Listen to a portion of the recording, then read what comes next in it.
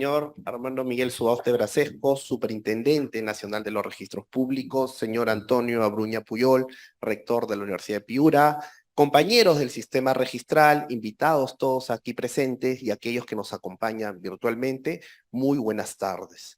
En primer lugar, quiero agradecer al comité organizador por hacerme partícipe de este importante evento y a la vez cumplir un deber que todo funcionario público tiene, que es el deber de rendir cuentas. ¿Okay? Y el tema que vamos a tratar hoy día me permite esa posibilidad. ¿Ok? Y vayamos en principio al tema. Y vaya tema, ciertamente, que es el procedimiento registral al 2030. Y obviamente hablando de 2030, quiero hacer un pequeño disclaimer, ¿ok? No es que quiero contarles acá que soy la nueva Agatha Liz o Rosa María Cifuentes, por si acaso, para proyectarme al futuro, ¿ok? Sino plantear algunos tópicos, algunos temas que nos van a dar una perspectiva hacia dónde vamos. Algunos temas asociados al pronunciamiento judicial de las inscripciones, al tema de la gestión del servicio, al tema de reformas a la ley de procedimientos administrativos vinculados al procedimiento registral, al desarrollo informático que nos van a dar unas perspectivas hacia adelante.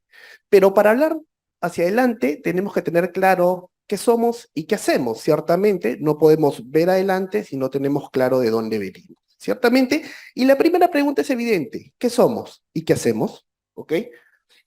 Somos una entidad pública que administra un registro con efectos jurídicos que son fundamentales para la actividad económica del país, para la contratación de los ciudadanos. A partir de dos efectos que debemos tener claro, y voy a recurrir constantemente a estos efectos para entender un poquito a qué quiero llegar con esta ponencia.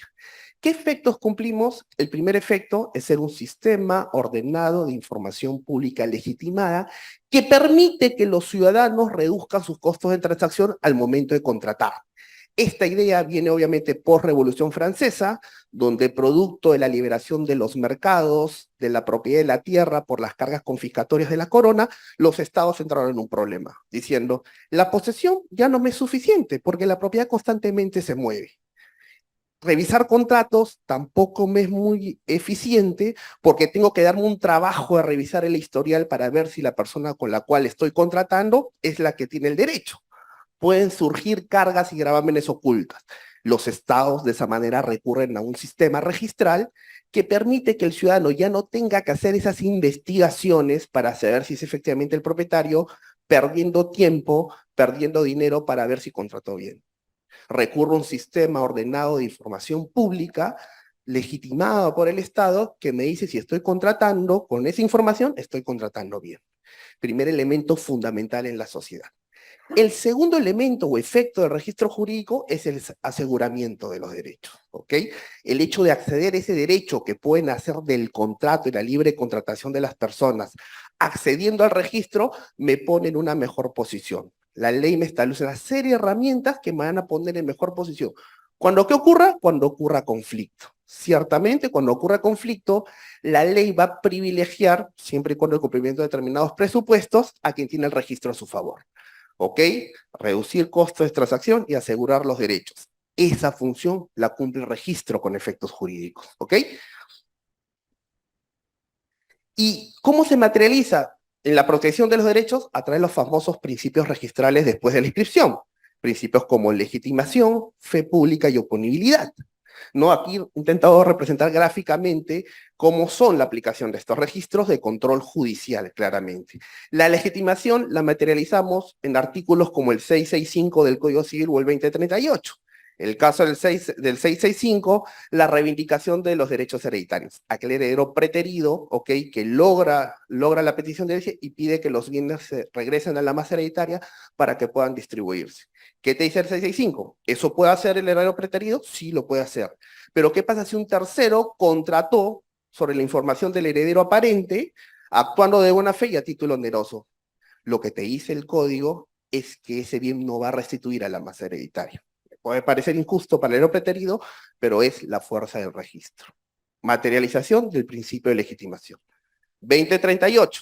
Contraté sobre un poder inscrito en registros, publicitado y vigente, pero ese poder estaba revocado y el contratante no sabía esa revocación, evidentemente. ¿Qué dice el 2038? Va a privilegiar a aquella persona que contrata conoce poder publicitado. Principio de legitimación.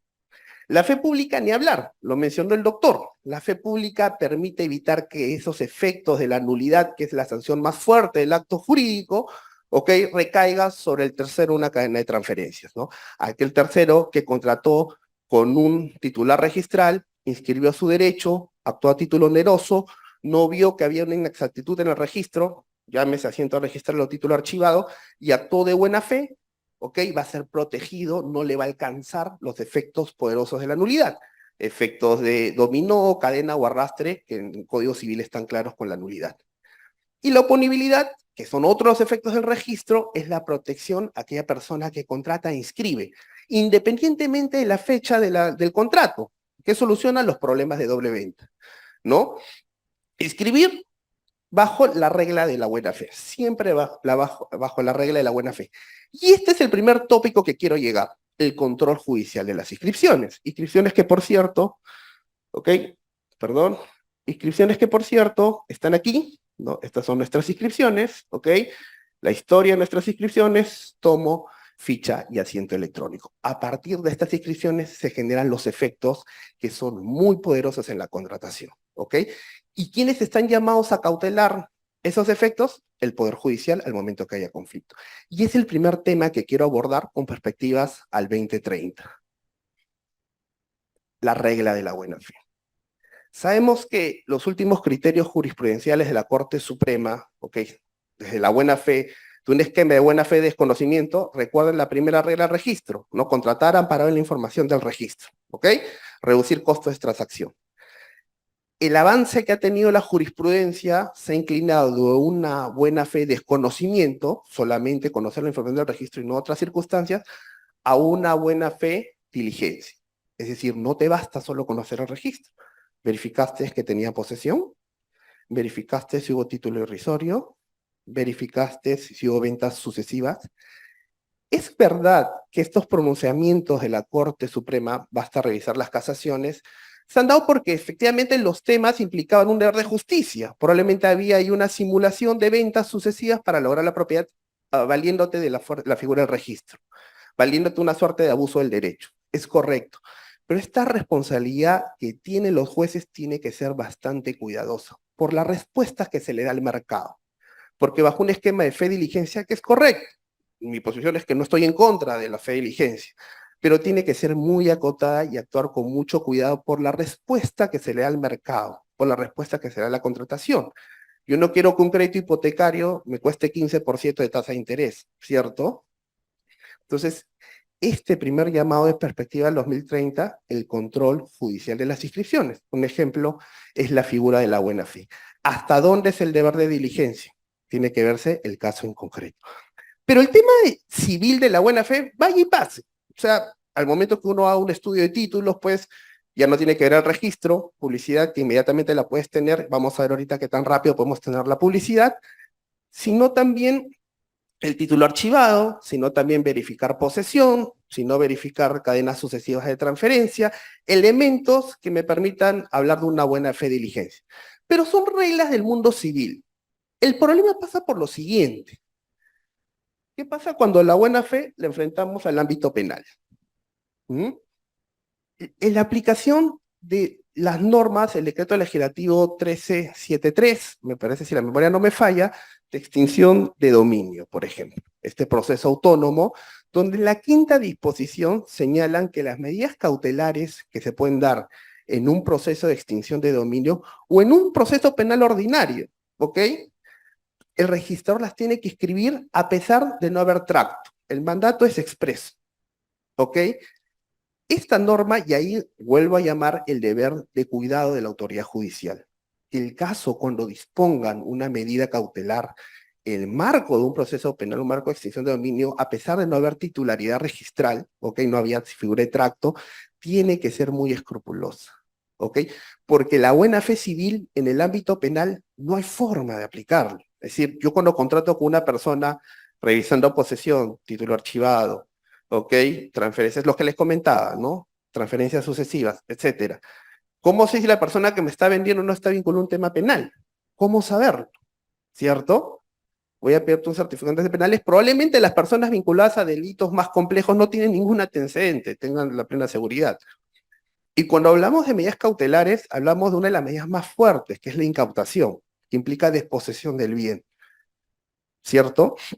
En esta perspectiva del 2030, este es un llamado a las autoridades judiciales del cuidado y la importante labor que tienen por la custodia del registro. Como decía mi profesor Ortiz Pasco, los jueces son los llamados a cautelar la fuerza del registro, ¿no? Y esta norma que les da ese poder de disponer una incautación a pesar de no haber tracto, porque entiendo que conocen la figura y efectivamente puede haber una simulación, ¿ok? Para que el imputado pues se transfiera rápidamente sus bienes, ¿ok? Es entendible esta regulación, pero llamar el deber de cuidado y la suma función que tiene la autoridad judicial en cautelar el registro.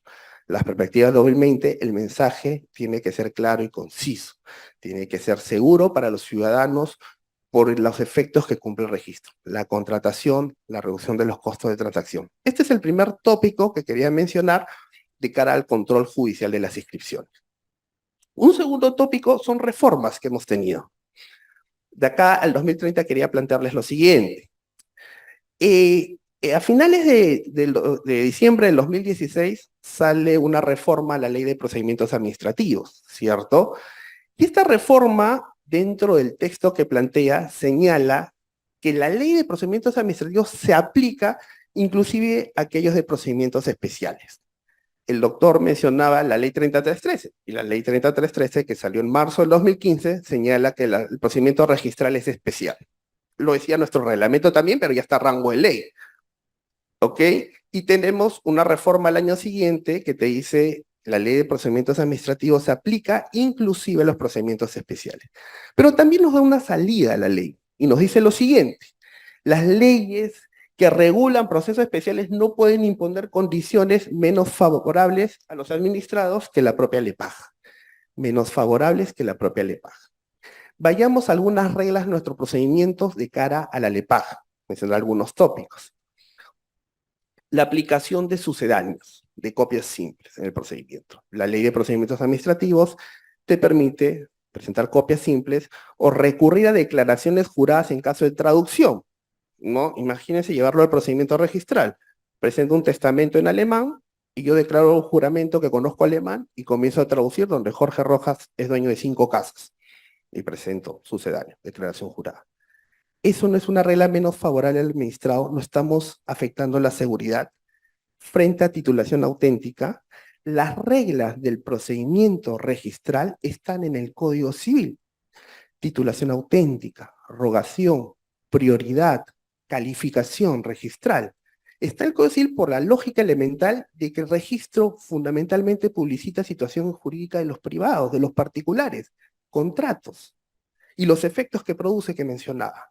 Entonces, un primer tema es que sucedáneos frente a titulación auténtica.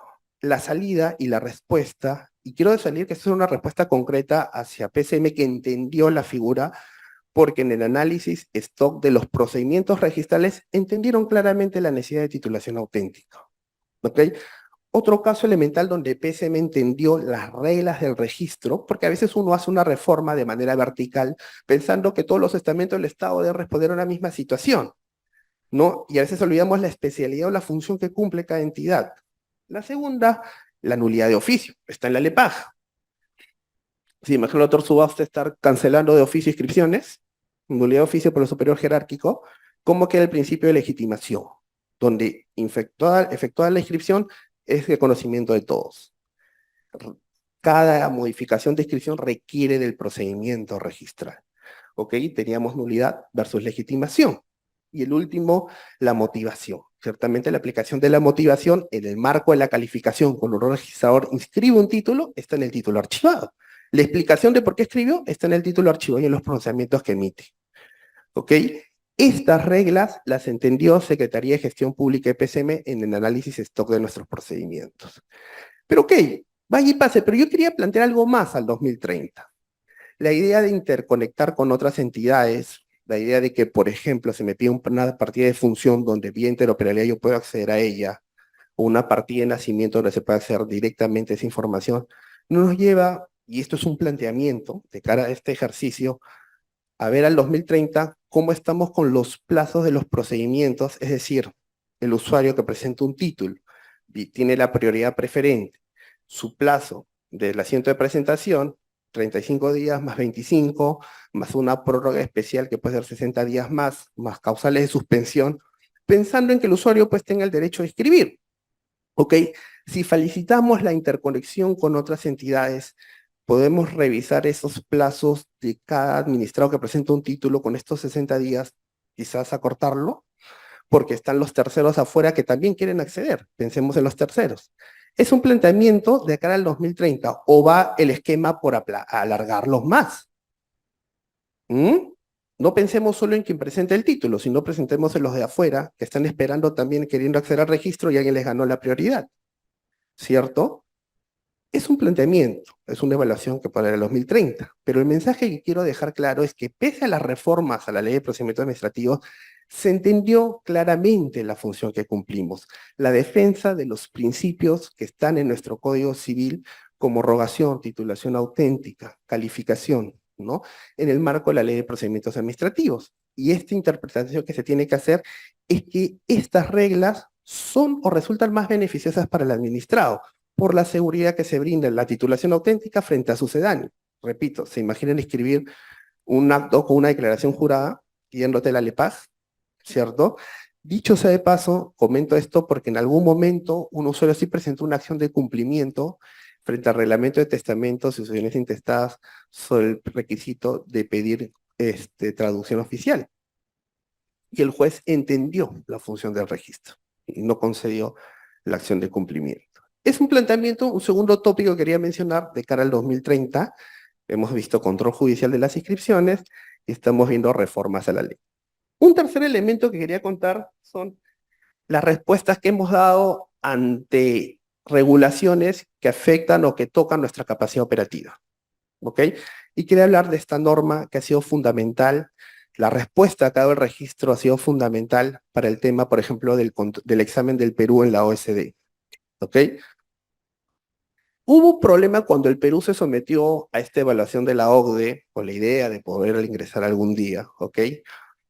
En el examen se detectó lo siguiente, le dijeron a esta comisión de distintos países, le dijo el Estado peruano, muéstrame tu registro de inscripciones de empresas y muéstrame tu registro tributario de estas empresas.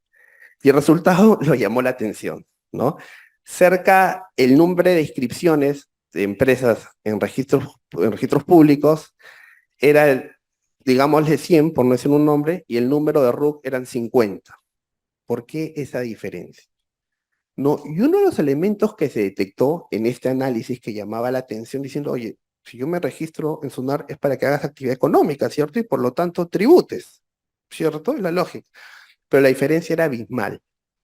¿Y por qué? Uno de los problemas era efectivamente que las personas generaban su empresa, el negocio no resultaba, y ok, la dejaba allí, constituía con un celular, hacíamos el negocio y no resultaba. Y recurrir al proceso de extinción de la sociedad por la vía ordinaria, de acuerdo a la Ley General de Sociedades, generaba un impacto económico que no querían asumir.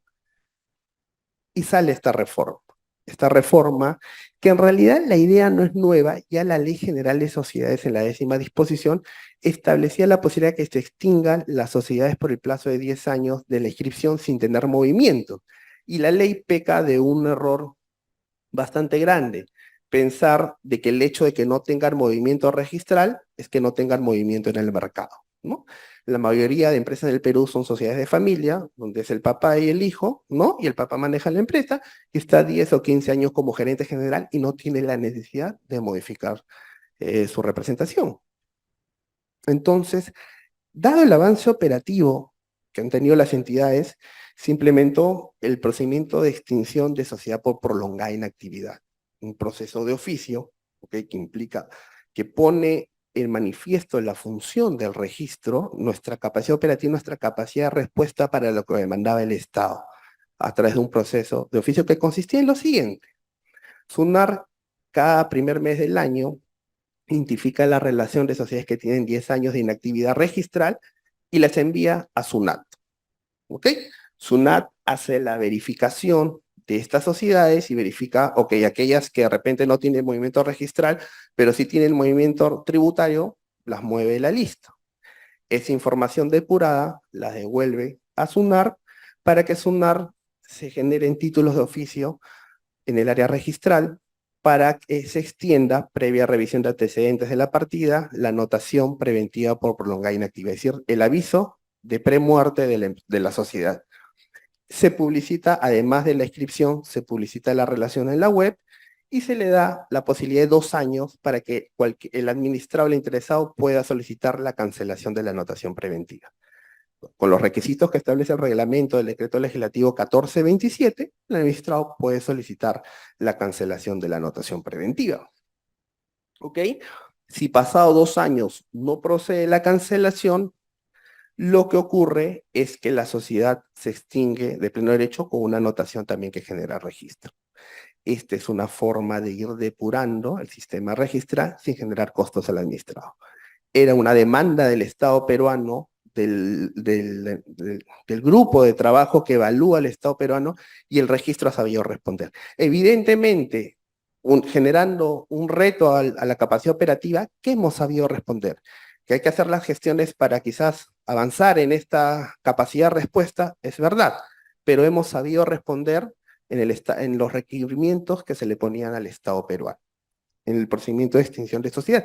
Y si bien cerramos de alguna manera el círculo, porque para constituir una empresa, hoy día entra de manera digital y con la inscripción sale tu número RUC. O sea, ya no hay posibilidad, en teoría, de que generes una sociedad y no tengas RUC. En la vida sale con tu RUC y finalmente, si no hay movimiento, está la relación con SUNAT en la premuerte y en la muerte de la sociedad. Esta es una respuesta concreta al registro y de acá al 2030 estarán las evaluaciones del Estado peruano sobre este proceso. ¿Ok? He querido tomar este como ejemplo sobre retos a la capacidad operativa. Sé que hay muchos más, he tomado solo como ejemplo la extinción de sociedad por prolongada inactividad. El otro tema de manifiesto, ¿ok?, es el empleo de las tecnologías de la información, ¿ok?, que ha sido fundamental en la prestación del servicio público registral, ¿ok? Un tema, por ponernos orgullosos en algunos aspectos, ha sido la respuesta que hemos sabido dar. Miren esta nota, en junio del 2016, suplantaban, habían personas que tenían 30 líneas telefónicas, ni enterados. Con estas líneas telefónicas hacían de repente temas de extorsión, ¿ok? Porque suplantaban. 2016. En el 2015, un año antes, SUNAT ya había implementado el lector biométrico para la presentación de títulos. Los privados recién le caía la noticia, de hecho la OCITEL tuvo que sacar una regulación para que implementen biométrico cuando uno adquiere una línea. Lo mismo los bancos, ¿no? Ahora cuando uno va al banco, pasa biométrico, ¿ok? Que lo han implementado hace algunos años. SUNAT ya había implementado para la presentación de títulos el 2015, ¿ok? ¿Qué nos pasó? Sí, nos pasó algunos casos, nos suplantaron a los dependientes del notario, ¿ok? Supimos responder. Hoy día, cada persona que ingresa un título de registro está plenamente identificado y es responsable por lo que ingresa. Respuesta de la entidad en el uso de la tecnología. ¿Pero nos hemos quedado aquí? Obviamente que no. La plataforma digital. Hoy día, post pandemia, todas las entidades públicas ya utilizan oficios con firma digital, ¿cierto?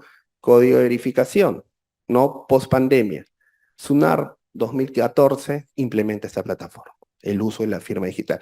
De una ley que está en el 2002, que no tenía movimiento, ¿ok? Se implementó la plataforma, se trabajó reformas en la ley de notariado, decreto legislativo 1232, para coger la ley de firmas y certificados digitales e incorporarlas a la regulación del notariado. El notario puede expedir partes utilizando firmas y certificados digitales. ¿Ok? ¿Qué brindó esto? Más allá de una respuesta concreta a los casos de falsificación, el documento ingresa de la computadora del notario a la computadora del registrador inmediatamente, ¿no? Con las garantías que implica la firma digital, como la autenticidad, inalterabilidad y no repudio. Si yo utilizo mi firma digital, no puedo decir yo no he firmado, imputación de la ley. Y la equivalencia funcional. No, el uso de la firma digital tiene la misma validez que la firma manuscrita, la misma validez y eficacia jurídica que la firma manuscrita, lo dice la ley. ¿Ok? Los beneficios de esta plataforma, más allá de la prevención de la falsificación, la simplificación administrativa, el usuario ya no va a la oficina, ya no hace colita en caja, ya no paga el dinero efectivo, el título va directamente, ¿ok?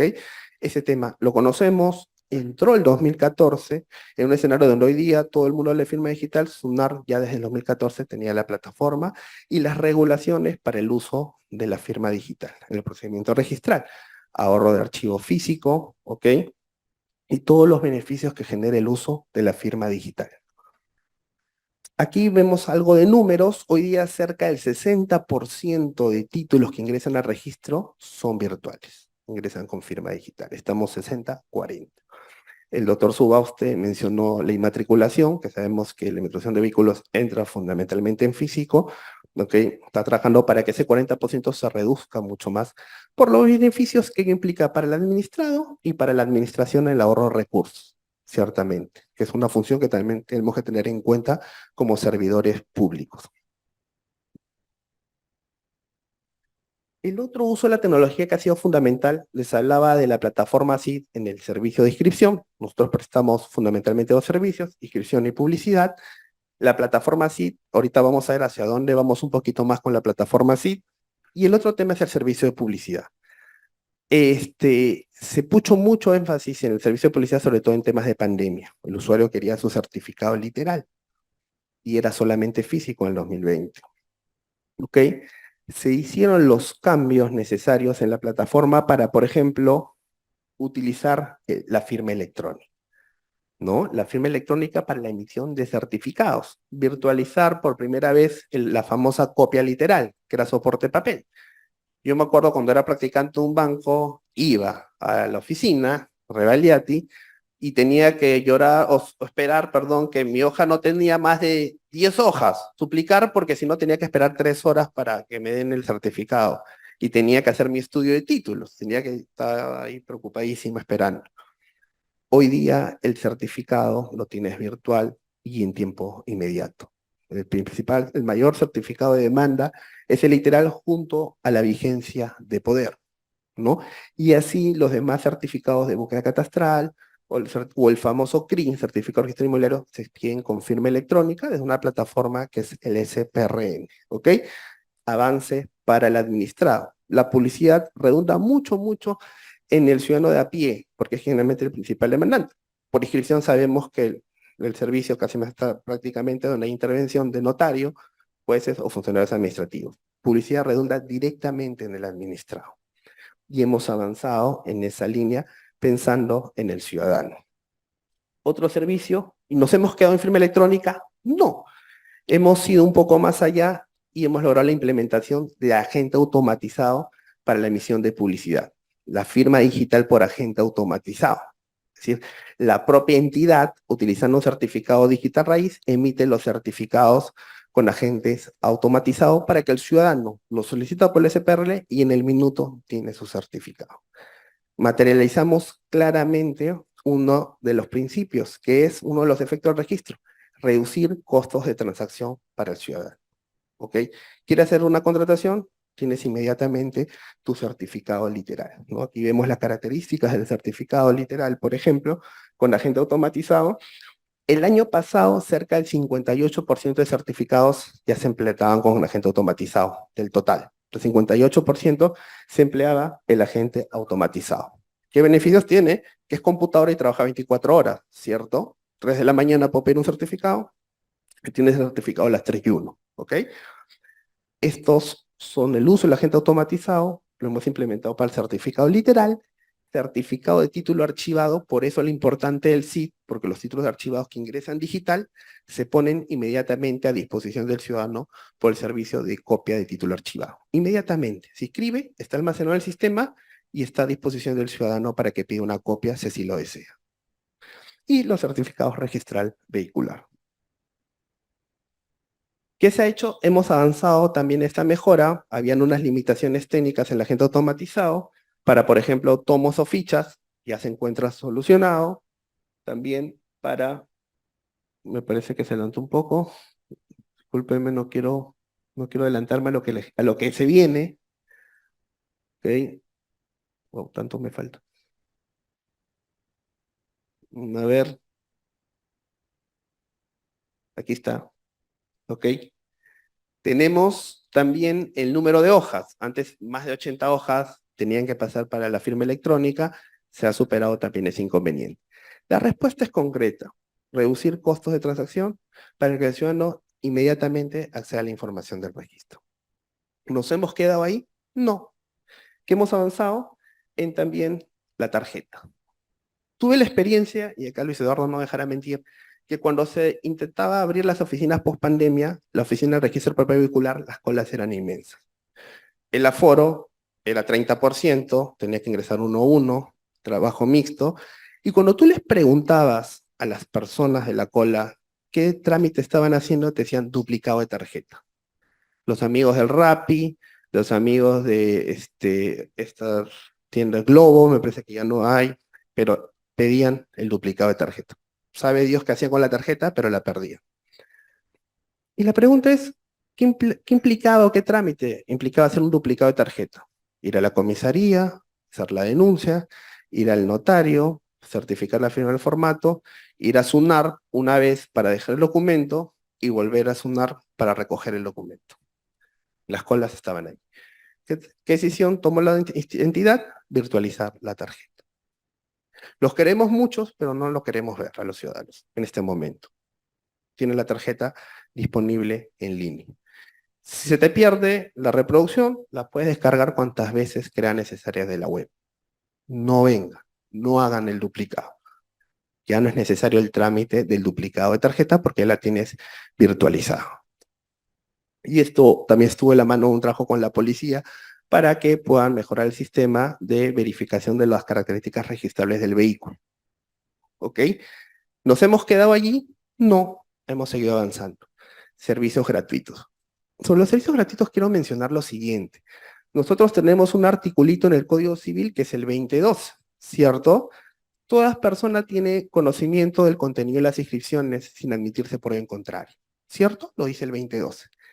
Y nosotros creemos, esto es una imposición para el ciudadano de a pie, conoce el registro a pesar que en su vida ha visto una partida registral. La respuesta no es tanto así. La obligación es para SUNAR, que tiene que garantizarle todos los mecanismos para que accedan a esa información. Si la ley le impone conocer al ciudadano una información que quizás en su vida ha visto, nosotros sí estamos en la obligación de darle todos los mecanismos al ciudadano para que accedan a la información. ¿Ok? Y a partir de ahí surgen los servicios gratuitos. Consulta vehicular, poniendo los datos de la placa, tienes la información del registro, ven cualquier reportaje en televisión, a veces donde hace seguimiento a los políticos y quién se reúne con quién, qué carro, entra en la consulta vehicular. Transparencia, ¿no? Toda la información que se publicita en algunos reportajes, a cada rato aparece este servicio cuando ven los carros y la reunión de algún político por ahí. El servicio, él conoce aquí, el acceso a la información de partidas registrales para que el ciudadano pueda consumir y tomar decisiones a partir de una información, ok, con esto pido un certificado copendioso para ya no cometer el error, porque quizás ya Videl conoce aquí quién es el representante. Pues se ponen representantes que ya no tienen la vigencia y piden una vigencia de poder. Entonces, una herramienta fundamental, una materialización de la obligación del conocimiento de las inscripciones. Conoce aquí. Aquí vemos el conoce aquí. Les hablaba de la TIBE, ¿ok? La emisión de la tarjeta. ¿Y qué pasa que los ciudadanos tienen la tarjeta física? Oye, quiero tenerla virtual, porque si se me pierde, que voy a tener que hacer un trámite para el duplicado, ¿no? Se habilitó el TIF al TIBE, ¿ok? TIBE a TIBE. El ciudadano que tiene su tarjeta física, sea en cualquiera de estos soportes que pueden ver a la izquierda, ¿ok? A mi izquierda, las tarjetas que ha tenido SUNAR puede acceder, obtener inmediata y gratuitamente su tarjeta virtual, ¿ok? Para evitar si hay alguna pérdida o destrucción de la tarjeta física, tienen su tarjeta virtual. Una respuesta de la entidad. Pero hasta aquí hemos hablado de algunos tópicos, les menciono algunos temas, control judicial de las inscripciones, les he hablado de algunas reformas a la ley de procedimientos administrativos, de la puesta de nuestra capacidad operativa y de respuesta, y los servicios que se han brindado. Y la pregunta es, ¿hacia dónde vamos? Ciertamente, y aquí quería mencionarles algunos temas. ¿Hacia dónde vamos al 2030 con estos tópicos que les he mencionado? Un primer tema de hacia dónde vamos tenemos en la relación con las entidades públicas. Sabemos que muchas entidades públicas son demandantes de servicios, ¿ok? Ya tenemos integración con el Poder Judicial en las medidas cautelares, tenemos con la Superintendencia de Bienes Estatales, tenemos con Indecopi y Osinfor para los embargos de otros ejecutores coactivos que presentan en línea. Pero queremos ir un poco más allá.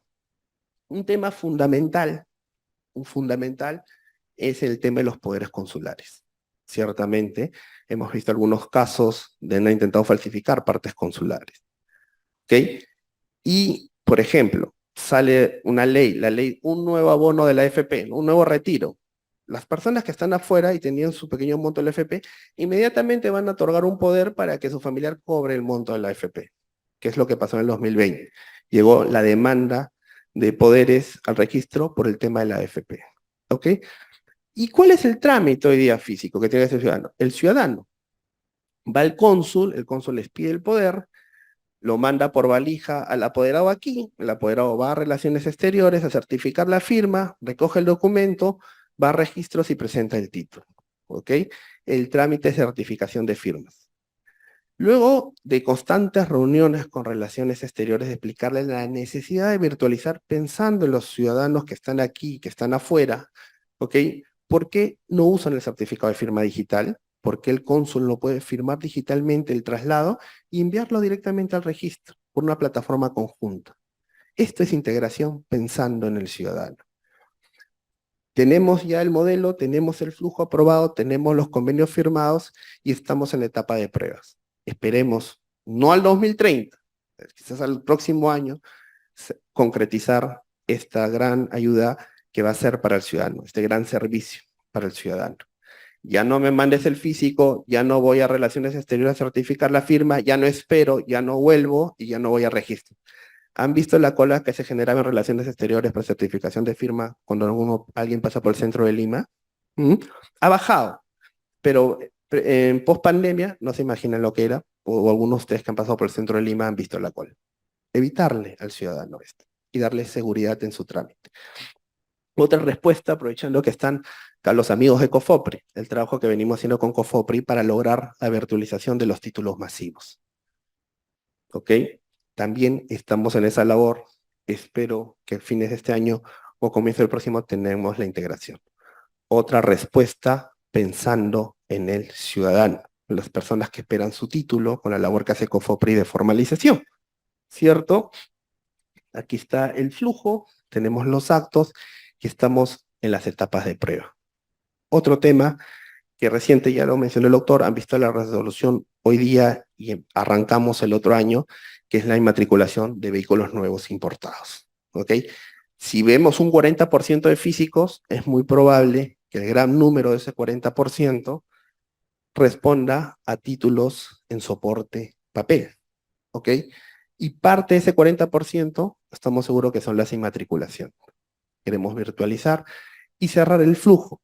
Ciudadano que presenta su título virtual, el gestor lo puede presentar de una plataforma que se le está habilitando, o el notario presenta en línea y la respuesta, que es la tarjeta con la orden de giro, la tarjeta la tenemos virtual, se le da en línea. No vayan a la oficina. Los queremos mucho, pero no nos visiten, ¿no? Estamos abiertos igual para que nos visiten cuando quieran, pero no es la idea. Tienen la posibilidad de presentar virtualmente sus títulos.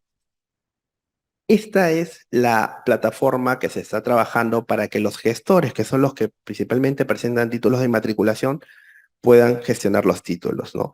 Llenar las data estructurada, que jala de la DUA, mandar al notario para certificación de firma, recibir los documentos, enviarlos al registro con descuento del monedero y hacer la presentación electrónica al registro. Pero nos quedamos ahí de cara al DN30, quiero tocar un gran tema. Dirán, ok, me has hablado, Jorge, de lo de afuera, pero ¿cómo estamos adentro? ¿Cierto? Todos sabemos la cantidad de sistemas que tenemos y la necesidad de mejora en los sistemas. ¿Ok? Es un gran reto, pensando sí al 2030, los sistemas, pero hay que avanzar en esto. ¿Ok? ¿Qué buscamos primero con tener un sistema? Ya no tener todos los sistemas que tenemos acá de parecer un trabalengua, sino avanzar en un sistema web homogéneo, primero con data estructurada. que facilite la asignación de títulos, quizás bajo una regla de competencia nacional, si ya tenemos virtualizado el archivado, ¿cierto? El empleo de la firma digital, la identificación de los actos. Hemos dicho que nosotros fundamentalmente registramos contratos que nacen de la autonomía y la voluntad de las partes, ¿cierto? Y esto llevarlo a actos, son larguísimos la tabla de actos. Ya se hizo un esfuerzo, les hablaba del ACR, ¿ok? Que nos ha ya ha posibilitado identificar procedimientos. Sabemos que el procedimiento registral es uno solo, pero encasillar procedimientos que comprenden determinado grupo de actos para fines del TUPA y para fines de mejorar las tablas de los actos y uniformizarlos, que es el trabajo que se viene haciendo, ¿ok?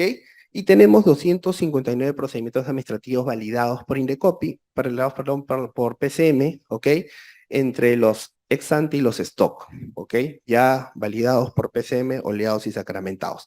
Ahí donde les contaba que PCM entendió la especialidad de nuestro registro, entendió la necesidad de titulación auténtica, entendió por qué no se aplica una nulidad de oficio, ¿ok? Y fueron validados. ¿Por qué no puedo aplicar sucedáneos? ¿Ok? Entendió esa situación y validó nuestros procedimientos. Tenemos los actos, la idea está plasmada, hemos avanzado, hay un pequeño avance, ¿ok? ¿A qué sistema, a qué quiero referirme antes de ver esto? El tema de minería. Hemos empezado con el registro de minería, se creó una comisión, un grupo de trabajo. Estas son las nuevas pantallas del CIR, están los planos, hay que ejecutar los planos, tomó tiempo, ¿ok? Pero sí se ha avanzado la punta de lanza, que es el sistema de minero, el CIR minero, para avanzar en un sistema web con data estructurada, homogéneo, ¿ok? Que permita generar los asientos de manera más eficiente. Y esto, el data estructurada, permíteme señalarlo bastante porque el registro es un repositorio fundamental de información. ¿Ok? A veces recibimos documentos del Ministerio de la Mujer que quiere saber cuántas mujeres han creado empresas en el país. Inscripción, sociedades. Pero no está estructurado el dato del género, del sexo de la constituyente. Ciertamente hay que avanzar para darle información. ¿Ok?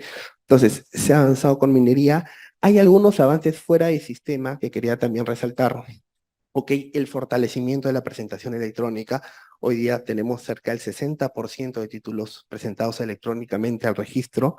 Tenemos un avance con el sistema de publicidad, ok, el sistema de publicidad bajo el SPRN. Tenemos la creación de índices ya nacionales, tenemos el índice de sucesiones, el índice del registro personal, ok, y personas jurídicas, y trabajar, avanzar quizás un índice de registro de mandatos y poderes. Haya cuenta de que se está elaborando un reglamento en ese sentido, ¿no? El proceso de firma de asientos simplificada, hay que avanzar en estos tópicos hacia adentro. Les comentaba que tenemos la propuesta del nuevo CIR minero, ¿ok?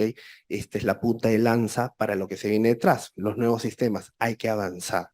Efectivamente, si queremos ver hacia el 2030, estamos mencionando lo que viene de afuera, pero también hay que avanzar en lo que viene de adentro, ¿ok? Y también el tema de la digitalización de títulos, ¿no?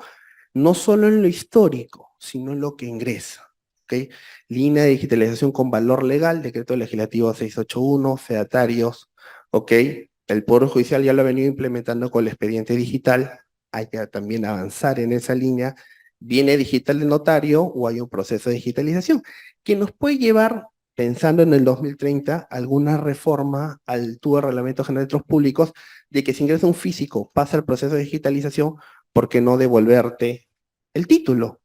Ya lo tengo escaneado con valor legal. Es un planteamiento, es un planteamiento. Otra propuesta a tener en cuenta, viene del SIT o viene escaneado con valor legal, ¿por qué no se pone a disposición en el síguelo para que el usuario pague la tasa de lectura de título en trámite y pueda ver el título en trámite desde el síguelo? Ya está digitalizado, está ahí, transparencia, fortalecer la transparencia. La lectura de título en trámite es un servicio que se da, pero se da en la oficina. Tiene que ir a la oficina, el registro está trabajando y tiene que sacar el expediente para que lo vea el administrado, cuando lo puede ver el usuario desde el síguelo pagando una tasa. Reformas y pensar en el 2030, ¿no? Entonces, lo que he querido tratar en esta exposición, no sé cómo vamos de tiempo, es plantear algunos tópicos referidos, insisto, a partir de las dos funciones que tenemos fundamentales. ¿no? La reducción de costos de transacción que brindamos al ciudadano, ¿ok? Para la contratación y el fortalecimiento de sus derechos a partir de la inscripción. Y este fortalecimiento de sus derechos implica primero una labor adecuada a los órganos judiciales, ¿no? Una labor muy delicada que tienen que tener los órganos judiciales por la respuesta que se le da al mercado. Yo no quiero que mañana un crédito hipotecario me cueste 30% de tasa de interés, ¿cierto? La otra reforma es que se ha entendido, pese a la ley de procedimientos administrativos, y no digo pese porque ya la ley da la salida con procedimientos que no generen mayor complicación al administrado, pero se ha entendido claramente la especialidad de nuestro procedimiento, especialidad que están en las reglas del Código Civil, ciertamente, pero que son compatibles con la LEPAJ en algunos tópicos y en algunos, por ser más beneficiosas al ciudadano a nivel de seguridad, se han mantenido claramente y eso lo entendió PCM en el análisis ex ante y el stock de nuestros procedimientos, 259 procedimientos. El reto a nuestra capacidad operativa, ciertamente. He tocado solo la extinción de sociedad. Hoy hay obviamente muchos temas más, ¿no? Titulación, proyectos de inversión pública, titulación. Vamos a hablar de catastro. No he querido tocar catastro porque ya va a haber otra exposición de catastro, pero el día de mañana con el otro González Lol. También son retos a la capacidad operativa. ¿Hemos sabido responder? Sí hemos sabido responder. ¿Ok? Esta regla de la OCDE que se le impuso al Estado peruano para revisar tus sociedades, ¿ok? Vía SUNAT y vía registro, se ha avanzado, se ha respondido. Era un tema que la Ley General de Sociedades lo quería, una ilusión y que no se pudo aplicar, no se pudo aplicar. Ya se aplicó con la reforma del 1427 con una labor fundamental del registro y trabajando con SUNAT de la mano. ¿Hemos avanzado en el tema tecnológico? Ciertamente sí. Lo hemos visto en publicidad, lo hemos visto en servicios gratuitos, lo hemos visto en inscripción con el CID, lo estamos viendo con la digitalización. ¿Tenemos que ver los sistemas dentro? Sí, y se está trabajando. Hemos empezado con el CIR minero, es la punta de lanza. Ya están los planos, se creó un grupo de trabajo con la participación de registradores, asistentes informáticos, abogados de la DTR. ¿Ok? Están los planos. Hay un montón de planos hechos de paso, el expediente es así. Y hay que desarrollar. Se va a empezar el desarrollo, se tiene que empezar el desarrollo. Están los planos. ¿Ok? Y finalmente, ya algunas conclusiones. Primera conclusión, ya para ir cerrando de esta perspectiva hacia el 2030. El registro es y seguirá siendo una institución fundamental en el tráfico jurídico, por los efectos que los he comentado y constantemente los he mencionado, ¿no? Por lo que es necesario la cautela por parte de los órganos judiciales. Actuar con suma responsabilidad por la fuerza que la ley le ha puesto al Poder Judicial respecto a la cautela, tanto en la aplicación de la buena fe diligencia o en temas cuando ponemos en relieve la buena fe frente a temas penales. ¿Ok? Y garantizar la especialidad a partir de ciertas regulaciones o modelos de gestión pública bastante verticales. La LEPAJ significó un reto, cómo estaba propuesta, cómo se hizo la regulación, pero se entendió claramente la especialidad del registro. La especialidad del registro, repito, porque los efectos que genera el registro son fundamentalmente para los privados en la contratación de los ciudadanos, porque los efectos que generan el registro están amparadas en reglas en el Código Civil, especialidad, ¿no? 2010, 2011, 2012, 2016, 2017, ciertamente. ¿No? Teniendo en cuenta la importancia del registro en la sociedad, hemos enfrentado ciertas regulaciones que han puesto quizás al límite nuestra capacidad operativa, sí, es verdad, pero hemos sabido responder. Hemos sabido responder que hay que hacer las gestiones para lograr mayor eficiencia con recursos, es verdad, pero hemos sabido responder. Un claro ejemplo es la aplicación de la extinción de sociedad. De que salió la ley general de sociedades se intentó hacer, no concluyó porque les comentaba el error que tenía la ley partiendo de que no tener movimiento registral significaba no tener actividad económica, lo cual sabemos que no es cierto. Pero hemos sabido responder en beneficio del ciudadano, ¿no? Les pongo solo como ejemplo la extinción de sociedad, pero estoy seguro que hay muchos temas adicionales a la carga, efectivamente, temas de saneamiento, temas de titulación masiva, etcétera, ¿no? El uso de las tecnologías de la información, que ha sido fundamental para la prestación del servicio público, ¿no? De una manera eficiente y hacia dónde vamos en el 2030. Hemos visto que la SUNAR ha sido una de las primeras entidades, desde el lector biométrico, desde el uso de la firma digital, en prestar un servicio público seguro y eficiente para el ciudadano. Y en esa línea tenemos que apuntar al 2030. Y este uso de la tecnología también tiene que vincularse a los sistemas internos, y les comentaba de la punta de lanza del CIR minero. Estamos avanzando y en esa línea tenemos que ir hacia el 2030. Un registro eficiente, un registro seguro y un registro al alcance de todos los ciudadanos, ¿no? Y ya finalmente para cerrar, quería nuevamente reiterar mi agradecimiento al comité organizador por permitirme hablar un poquito de lo que hemos hecho, de lo que venimos haciendo y proyectarnos con estos tópicos hacia dónde vamos, ¿no? Nuevamente agradecer a todos ustedes. Muchas gracias por su atención.